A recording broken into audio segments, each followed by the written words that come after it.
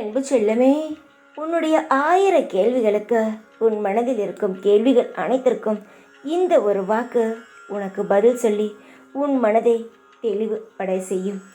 நம்பிக்கையுடன் நீ எல்லா விஷயங்களையும் செய்கிறாய், ஆனால் எதுவுமே உனக்கு நடக்கவில்லை.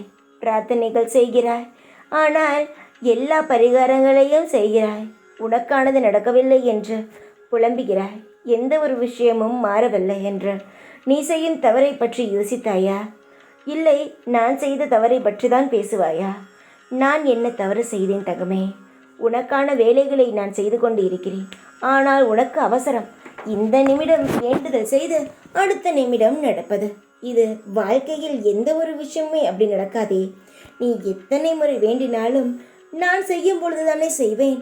அதுபோல் நீ ஒரு சாப்பாடு செய்கிறாய், நீ அடுப்பில் எடுத்து வைத்தவுடனேவா அது குழம்பாகவும் இல்லை சாப்பாடாகவும் மாறிவிடுகிறது.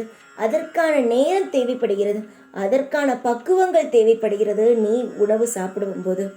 அதுபோலத்தான் நான் தருவதற்கும் ஒரு நேரம், காலம் இவை அனைத்தும் வருமே தவிர நீ இன்று கேட்டு சாயி எனக்கு இவ்வளவு செல்வங்களை தாருங்கள், அவ்வளவு பணங்களை தாருங்கள், நிம்மதியை தாருங்கள் என்று நீ கேட்டவுடன் வந்து இறங்குவதற்கு இது என்ன மாயமா, மந்திரமா?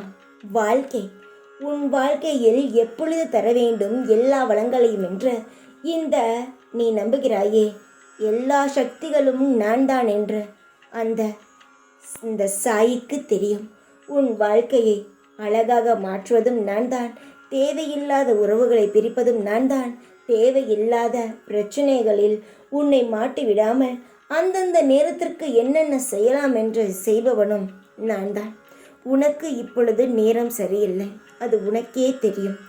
உனக்கான கர்ம வினைக்கான பலன்களை நீ அனுபவித்து கொண்டு இருக்கிறாய். இது நானோ இல்லை மற்றவர்களோ அனுபவிக்க முடியாதோ. நீ செய்த கர்மாவின் பலனை நீ தான் அனுபவிக்க வேண்டும்.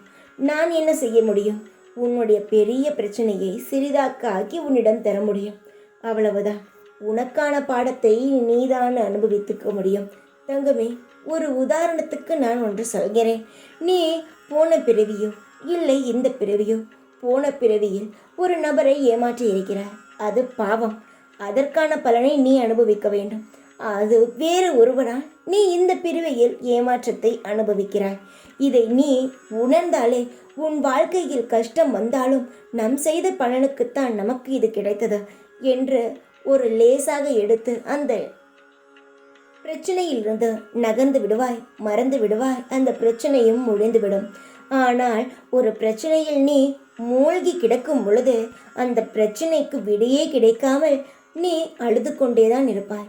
நாம் செய்ததற்கான கஷ்டம் இது சீக்கிரத்தில் முடிந்துவிடும். அந்த சாய் இருக்கிறார் இந்த கஷ்டத்திலிருந்து நம்மளை பாதுகாக்க என்று ஒரு வினாடி நீ நினைத்தால் உனக்கு பல வினாடி சந்தோஷங்கள் கிடைக்கும் வாழ்க்கை முழுவதும்.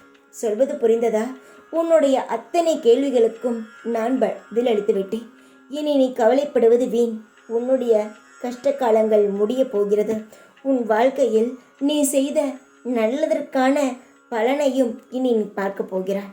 உன்னுடைய அனைத்து வசதி வாய்ப்புகளும் உனக்கு கிடைக்கும்.